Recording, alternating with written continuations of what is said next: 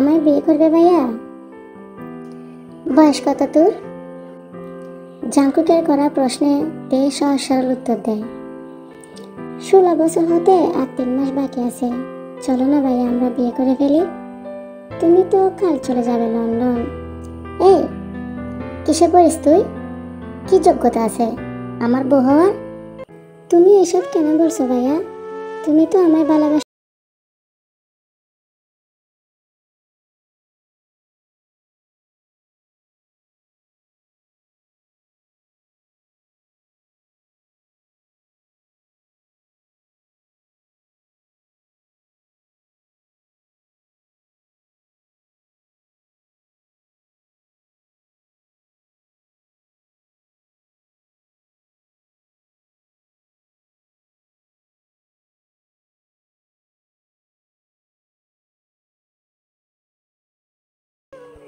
দরজা বন্ধ করার শব্দে তে কেঁপে উঠল ভয়ে, মুহূর্তে কেঁদে উঠল। পরপর শব্দ করে করে দরজা ধাক্কাচ্ছে খোলার জন্য, কিন্তু ওপাশ থেকে জাঙ্কুকের কোনো খবর নেই। সে ব্যাগ গুছাতেই ব্যস্ত। তে বাস সিটে যাচ্ছে। পিছন থেকে জিন ডেকে উঠে বলে, তে শোন মা, আজ বাস সিটে না গেলে হয় না? না মা, আজ একটা পরীক্ষা আছে, যেতেই হবে। কিন্তু কেন? আচ্ছা তাহলে তাড়াতাড়ি ফিরবার চেষ্টা করিস, আজকে জাঙ্কুক আসতেছে। কথাটা বলে জিন আবার রান্নাঘরে চলে যায়। আজ 5 বছর পর বাড়ির ছেলে বাড়ি ফিরবে বলে কথা, অনেক কিছু রান্না করতে হবে। জাঙ্কুক লন্ডন চলে যাওয়ার পর আজ 5 বছর কেটে গেছে। এই 5 বছরে একটি বারও জাঙ্কুক তের সাথে যোগাযোগ করেনি, কিন্তু চুপি চুপি ঠিকই তে জাঙ্কুককে দেখেছে। জাঙ্কুক দেখতে আগের চাইতে অনেক সুন্দর হয়েছে। জাঙ্কুক যখন বাড়ির সবার সাথে ভিডিও কলে কথা বলতো তখন তে আগে পিছে গুড়গুড় করতো, তবে জাঙ্কুক কখনোই তের সাথে কথা বলতো না। তাই তে নিজেকেও শক্ত করে নিয়েছে। এখন জাঙ্কুক যখন ফোন করে তে আর ওখানে গুড়গুড় করে না, দরজা বন্ধ করে নিজের রুমে বসে থাকে। আগের মতো বেহায়াপনা করে না। সেও বড় হয়েছে, নিজেকে গড়েছে। এসএসসিতে ভালো রেজাল্ট না করলেও এইচএসসিতে ভালো রেজাল্ট করেছে। এখন ভালো একটা ভার্সিটিতে চান্সও পেয়েছে, মন দিয়ে লেখাপড়া করছে। তবে অদ্ভুত ব্যাপার হলো কেউ এসব নিয়ে কখনো কোনো কিছু বলে নাই তাকে। যেমন জাঙ্কুক বাড়ির সবার সাথে কথা বললেও তের সাথে কেন বলে না, আবার তেও কেন জাঙ্কুকের সাথে কথা বলতে চায় না। মাঝে মাঝে তের সন্দেহ হয়, জাঙ্কুক ভাইয়া কি সবাইকে বলে দিয়েছে সে যে জাঙ্কুককে ভালোবাসে? কিন্তু জানলে কেউ কিছু বললো না কেন? তের এই ছোট্ট মাথায় এত এত প্রশ্ন, কি উত্তর দেবে? বাড়ির সবাই জানে আজ রাত 7টায় জাঙ্কুক বাংলাদেশে আসতেছে, কিন্তু তে ছাড়া। সন্ধ্যা 6টা বাজতে চলল। দোলনায় বসে গল্পের বই পড়তেছিল তে। ঠিক তখনই জিমিন ওর পাশে বসতে বসতে বলে, আপু চলো না আমরা আজকে শাড়ি পরি, বাড়িতে তেমন কেউ নেই, আমরা শাড়ি পরে ছবি তুলব। কিন্তু আমি তো শাড়ি পরতে পারি না, তুই পারিস? না না আমিও পারি না, কিন্তু মামনিরা তো কাজে ব্যস্ত আজকে, কে পরে দেবে? আপু চলো আমরা ইউটিউবের ভিডিও দেখে শাড়ি পরবো, কেমন? চল। এ আর জিমিন ব্যালকনি হতে রুমে এসে আলমারি খুলে 2টো শাড়ি বের করে ইউটিউবের ভিডিও দেখে দেখে শাড়িগুলো পরে নেয়। হালকা সাজগুজও করে। যে না ছবি তুলতে যাবে অমনি দরজায় কলিং বেল চেপে ওঠে। তের মা জিন তেকে ডাক দেয় দরজা খুলে দেওয়ার জন্য, কারণ ওনারা ভীষণ ব্যস্ত। তেও খুশি হয়ে যায় বাবা আসছে মনে করে, কারণ ওর বাবা ওকে শাড়ি পরতে দেখলে ভীষণ খুশি হয়। তে গিয়ে দৌড়ে দরজাটা খুলে দেয়। দরজা খুলে ও পাশের ব্যক্তিটাকে দেখে তের মুখটা মলিন হয়ে যায়। পেছন থেকে জিনও আসে। কি রে, তুই এভাবে দাঁড়িয়ে আসিস কেন? ভিতরে ঢুকতে দে ওদের, দেখছিস না কতটা জার্নি করে আসলো ছেলেটা? তে চুপচাপ দরজার সামনে থেকে চলে আসে ভিতরে। জাঙ্কুক এসে সবার সাথে হালকা কথা বলে সিঁড়ি দিয়ে হনহনিয়ে উপরে উঠতে উঠতে বলে জিনকে, মামনি আমি রুমে যাচ্ছি ফ্রেশ হতে, আমার কপিটা কাউকে দিয়ে একটু রুমে পাঠিয়ে দাও। আচ্ছা। জাঙ্কুকের পেছনে নামজুনও আসলো। তের কাছে গিয়ে বলে, আমার মা কি আজকে শাড়ি পরেছে, অনেক সুন্দর লাগতেছে। তে অনেক খুশি হয়ে যায় বাবার মুখের কথা শুনে। জাঙ্কুককে ছেড়ে দিয়ে নামজুন উপরের দিকে গেল। অবশেষে তেও সোফা হতে উঠে রুমে যাওয়ার জন্য পা বাড়াতে পেছন থেকে জিন ডেকে ওঠে। এতে শুন তো, উপরে যাচ্ছিস? এদিকে আয়, কফিটা নিয়ে যা, জাঙ্কুককে দিয়ে দিস, আমার অনেক কাজ, কেউ তো ফ্রি নেই বাসায়। কথাগুলো বলে তের হাতে কফির মগটা দিয়ে জিন আবার কিচেনে চলে যায়। এ আর কি করবে, কাউকে দেখতে পেল না আশেপাশে।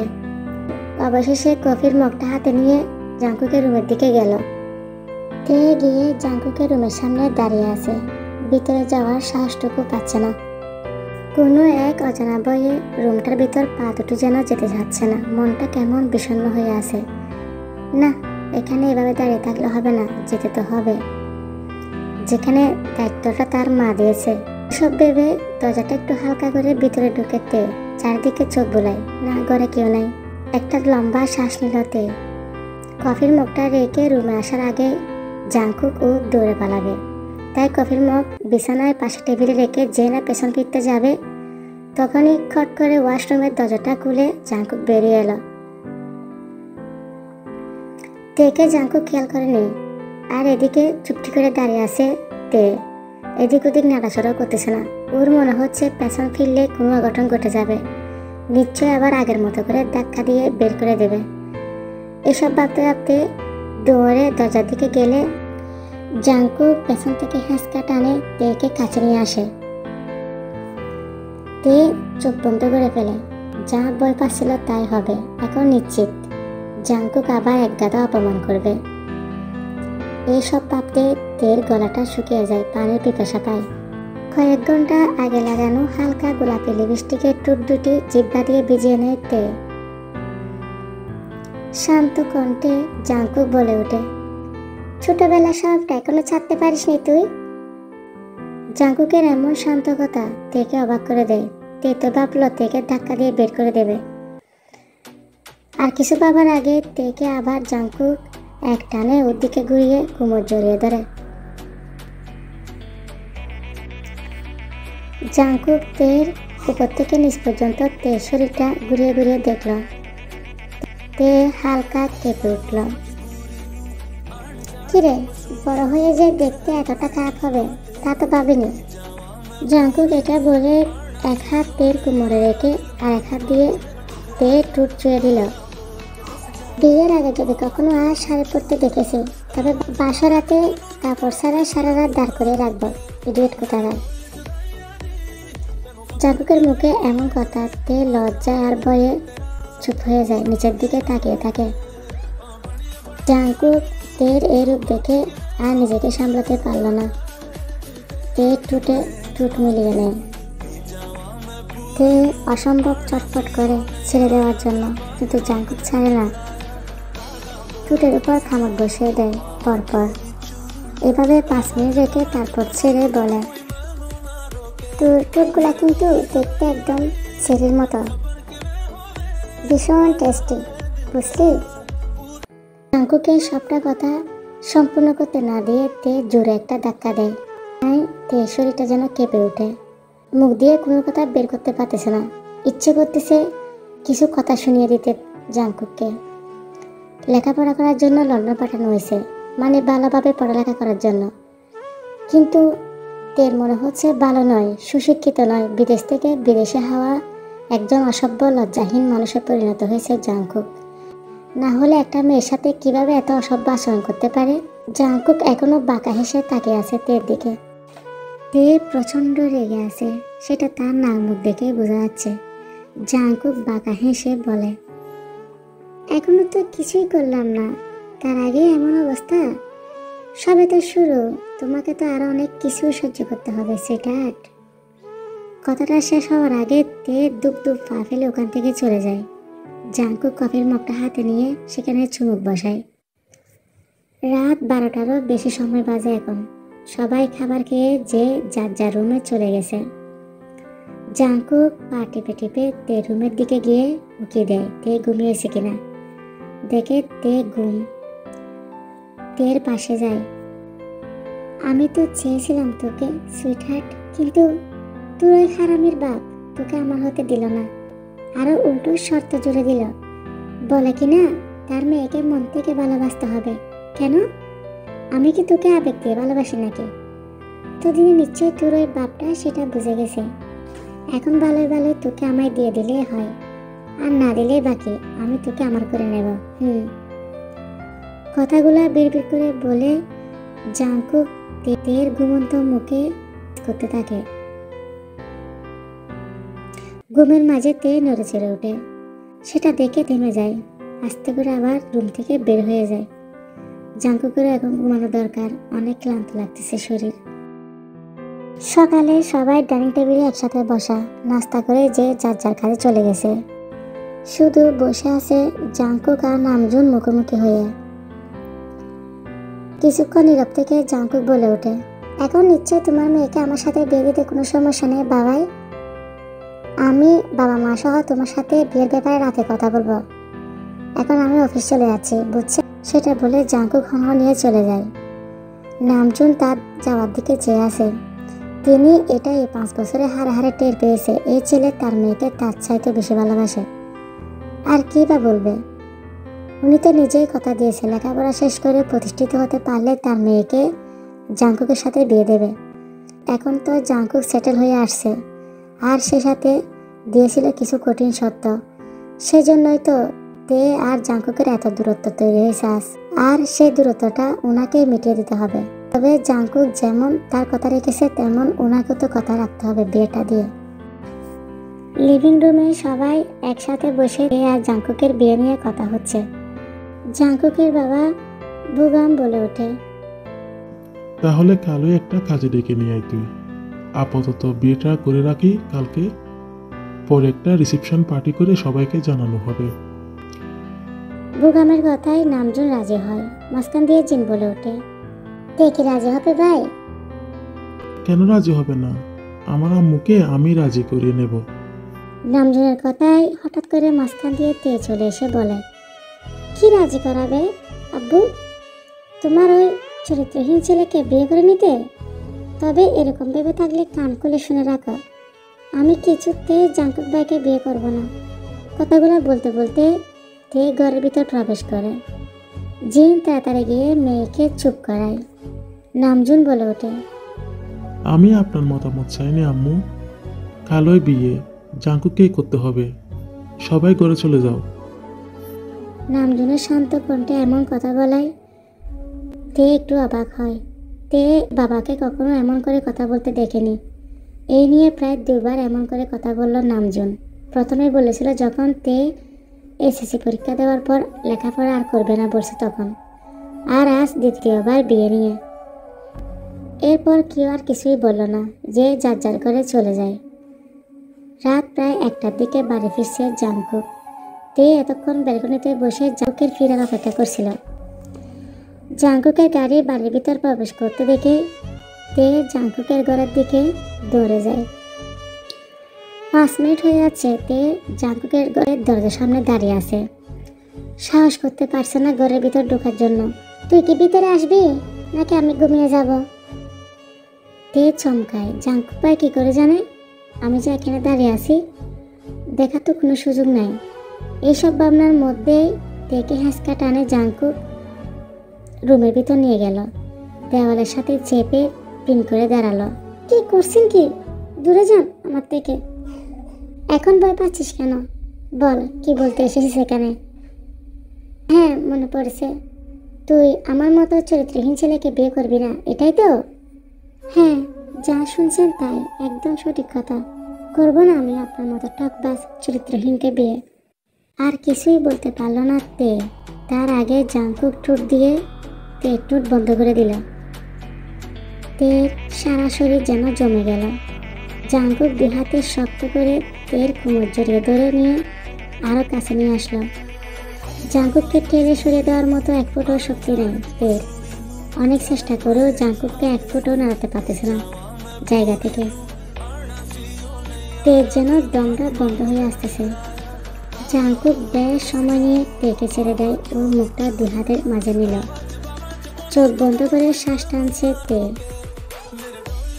কিছুক্ষণ পর চোখ পিট পিট করে তাকালো জাংকুকের দিকে। জাঙ্কুকে ওর দিকে চেয়ে আছে। চোখাচোখি হতে বুকের ভিতর দুঃখ করে ওঠে দুজনের। সঙ্গে সঙ্গে চোখ নামিয়ে ফেলে তে। জাঙ্কুক যে দৃষ্টিতে তেকে তাকিয়ে দেখছে, এ যেন এক অচেনা জাঙ্কুক। আমি তোকে সেদিন ফিরিয়ে দিয়েছি ঠিকই, তবে আমি তোকে বলেছিলাম যেদিন লেখাপড়া করে আমার যোগ্য হতে পারবি আমি তোকে সেদিনই বিয়ে করব। আপনি বলেছেন আপনার কথা, বাট এখন আমি আপনাকে বিয়ে করতে চাই না। তুই চাস বা না চাস, তুই শুধু আমার, আর আমাকেই তোকে বিয়ে করতে হবে। নিজ ইচ্ছাই করলে ভালো, আর নয়তো আমি আমার মতো করে নেব। সুইট হার্ট, বেবি আমার।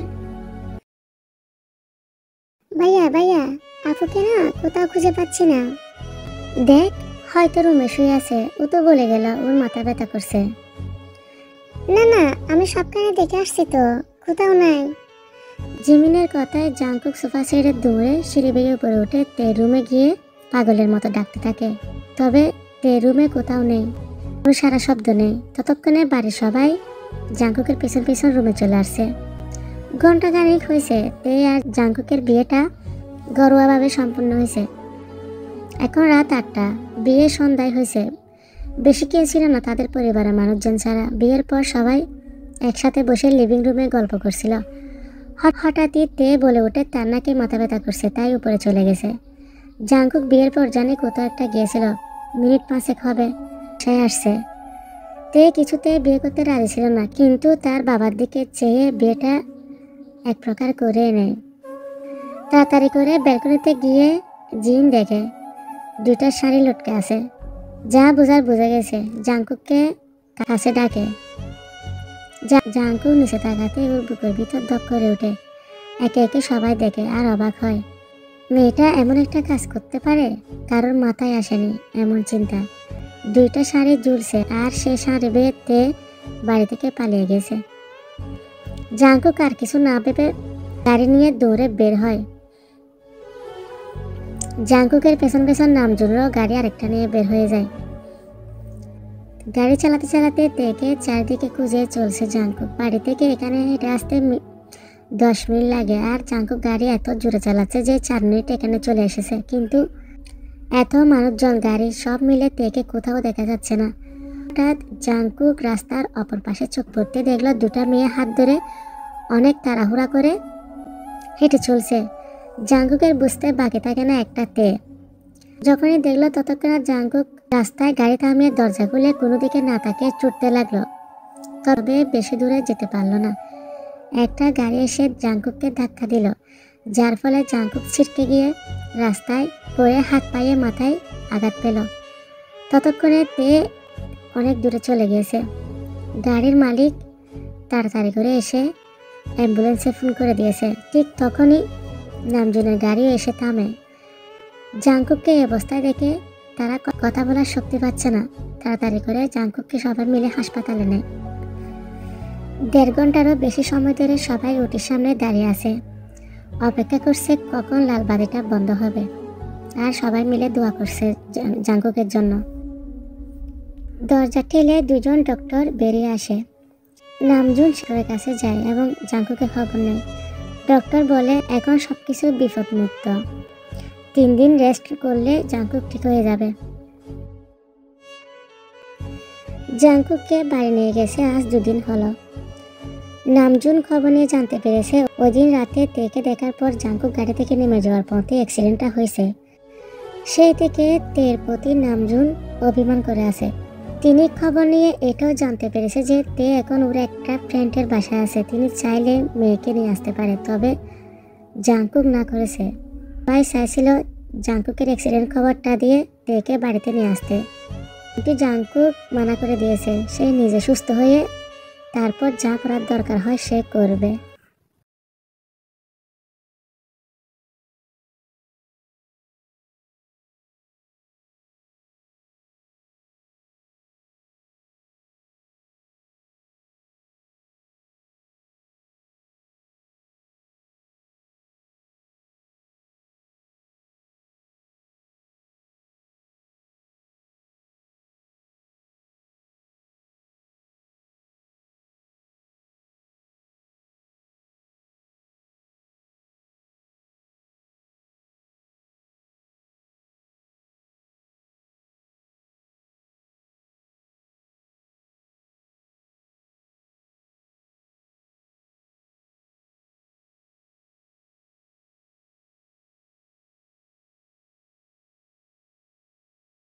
মাঝখান দিয়ে ছেলেটা কষ্ট পাচ্ছে, কেননা উনি তো 5 বছর আগে জাঙ্কুককে বলেছিল তের থেকে দূরে থাকতে।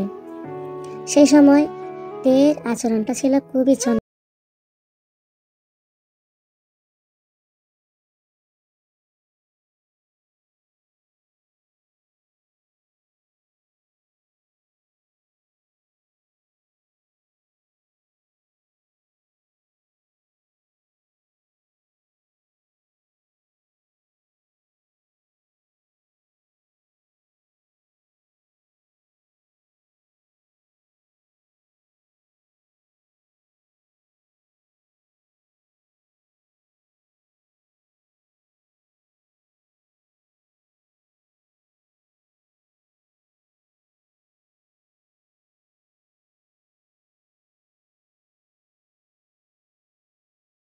আপনার সাথে যাবো তো, তবে কদিন পর তোর মতো আরো একটা ছোট্টতে আনার ব্যবস্থা করি, তারপর যাব সুইটহার্ট। কথাটা বলে জাঙ্কুক তেকে বিছানায় দপ করে ফেলে দিল আর দরজাটা লক করে দেয়। নিজের হাত ঘড়ি, ওয়ালেট, ফোন সবটা সেন্টার টেবিলে রাখে। তারপর আলমারি খুলে একটা তোয়াল নিয়ে ফ্রেশ হতে ওয়াশরুমে চলে যায়। তে দৌড়ে গিয়ে বিছানা থেকে দরজাটা অনেক টানাটানি করে, কিন্তু লকটা খুলতে পারে না। তাই ফিরে এসে আবার বিছানায় দপ করে বসে বিড়বিড় করে জাঙ্কুককে আচ্ছা মতো বকতে লাগে। আর ঠিক তখনই জাঙ্কুকের ফোনটা বেজে ওঠে। তে একবার ঘুরিয়ে দেখে তের মা কল দিয়েছে, ওখানে সেভ করা আছে মনি নামে। অনেকদিন হয়েছে মা বাবার সাথে কথা বলছে, তের মনটা যেন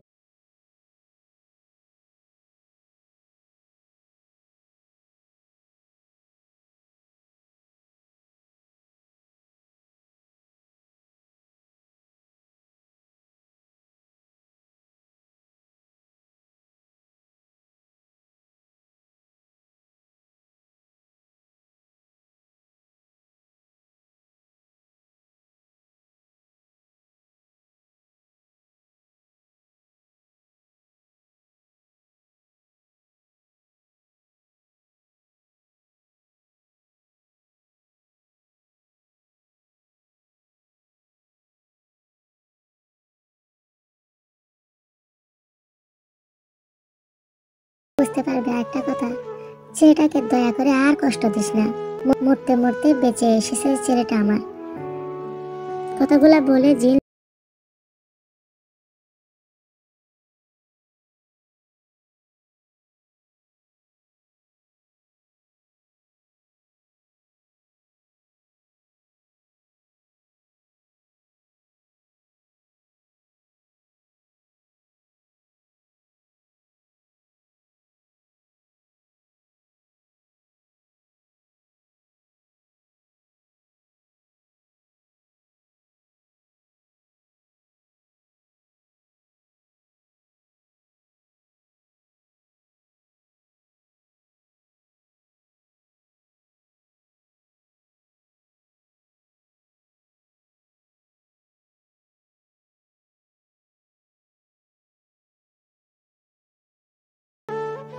আর কিছুই বলতে পারে না। জাঙ্কুক থেকে জড়িয়ে ধরে, এসব কি করে হয়েছে, এসব কি করে হয়েছে আপনার?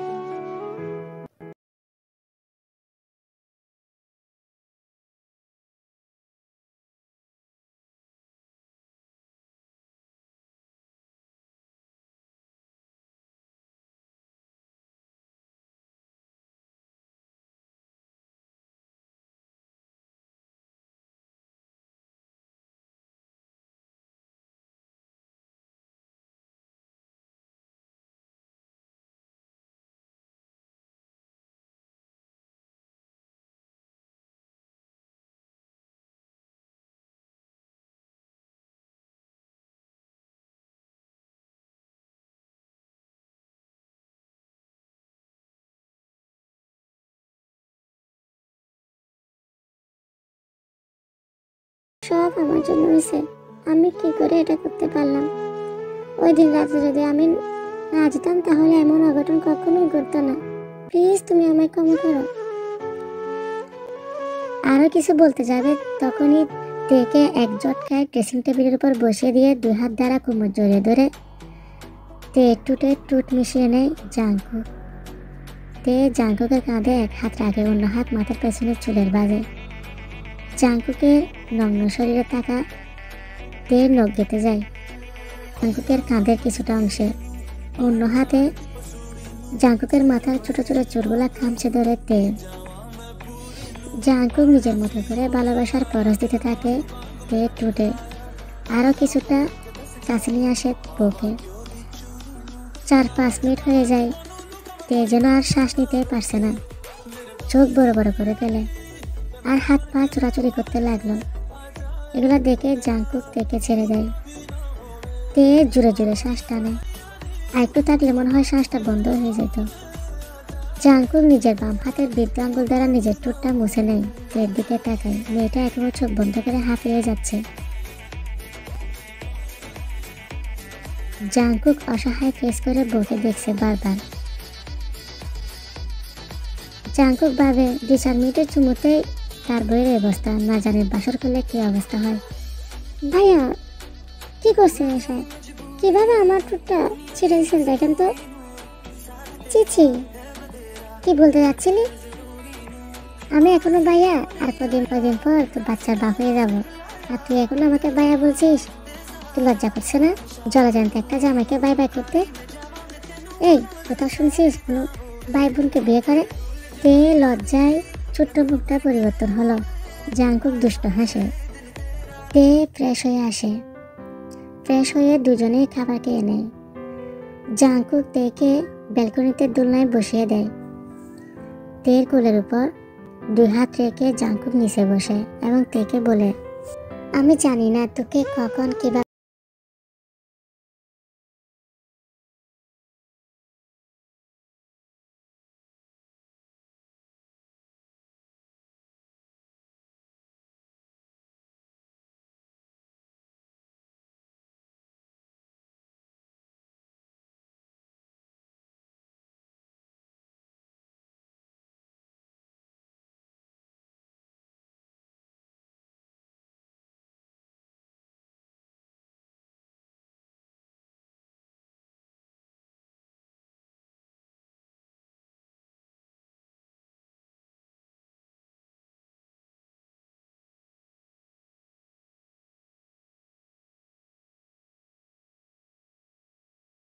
তোকে কি করে আমার কাছে রাখবো সেই পথ আমার জানা আছে সুইটহার্ট।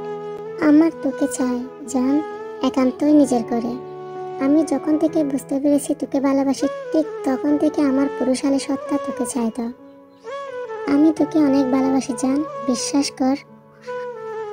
কথাটা বলে আর 1 সেকেন্ডও দেরি না করে জাংকুক তেকে কুলে তুলে নেয়। তেকে বিছানায় ফেলে নিজের 2 হাত দিয়ে তের মুখটা ধরে তে ঠোঁটে জাংকুক ঠোঁট ডুবিয়ে দেয়। তে আবেশে চোখ বন্ধ করে নেয়। বেশ কিছুক্ষণ পর জাংকুক তেকে ছেড়ে দিয়ে হাত রাখে তের শাড়ির ভিতর ব্লাউজে। এক এক করে সবকিছু করে নিতে ব্যস্ত। তে তখন জোরে জোরে শ্বাস নিচ্ছে আর বারবার জাংকুকের বেতাল স্পর্শে গোগাচ্ছে। তের এরকম সাউন্ড শুনে জাংকুক যেন আরো উন্মাদ হলো। নিজের হাত দিয়ে এলোমেলো স্পর্শে তেকে আরো পাগল করে দিল। তে আর সহ্য করতে না পেরে শক্ত করে জড়িয়ে ধরল জাংকুককে। কিছুক্ষণ পর তে আর সহ্য করতে পারল না, ব্যথায় কেঁদে ওঠে।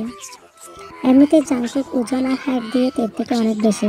তে যেন জাংকুকের ওজনটা আর নিতে পারছে না, কিন্তু ভালোবাসার মানুষটাকে বাঁধও দিতে পারছে না। জাংকুকের আনন্দটুকু নষ্ট করতে চায় না তে, তাই একটু চোখের পানি পড়ে, তারপর চুপ হয়ে আছে।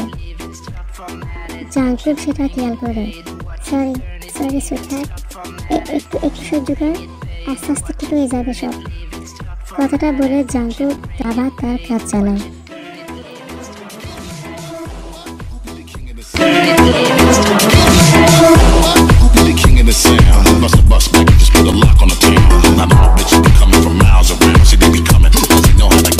জাংকুক এভাবে ঘন্টাখানেক পরে তেকে ছেড়ে দিল। সকালে তে জাংকুকের গলায় মুখ গুজে ঘুমিয়ে আছে, জাংকুকের সাথে লেপটে। জাংকুক এক হাতে ফোনে কিছু করছে আর মিটমিট করে হাসতেছে, অন্য হাত দিয়ে তেকে জড়িয়ে ধরছে। একটু পর পর তের মাথার তালুতে চুমু খায়। তে নড়ে চড়ে গুম গুম চোখ পিট করে তাকায় জাঙ্কুকের দিকে। এবার জাঙ্কুকের দিকে তাকিয়ে তের ঘুম ভেঙে যায়। ছটপট উঠে জামা কাপড় খুঁজতে থাকে। তের এই অবস্থা দেখে জাঙ্কুক হু হু করে হেসে দেয়। সুইটার্ট, তুই এখনো লজ্জা পাচ্ছিস? তোর সব তো আমি কাল রাতে দেখে নিয়েছি। এটা বলে জাঙ্কুক আবার তেকে কাছে টেনে নিয়ে আসে, ফুলের উপরে এনে পেছন থেকে জড়িয়ে ধরে। বিছানায় পড়ে থাকা ফোনটা নিয়ে তের সামনে ধরে। তে চোখ বড় বড় করে ফেলে ফোনের দিকে তাকিয়ে ফোনটা কেড়ে নেয়। আপনি এটা কখন করেছেন, অসভ্য মানুষ? প্লিজ এটা কেটে দিন, লজ্জা করছে আমার। তের অসহায় ফেস নিয়ে জাঙ্কুক বলে, দেখতে কিন্তু অনেক হট লাগছে তোকে এখানে। ভাবছি এটা বড় করে প্রিন্ট করে আমাদের বেডরুমে জড়িয়ে রাখবো, কি বলিস? কথাগুলা বলে জাঙ্কুক একটা চোখ টিপ মারে। আর তে তো লজ্জায় রংধনু হয়ে জাঙ্কুকের বুকে মাথা রেখে নিজেকে আড়াল করে।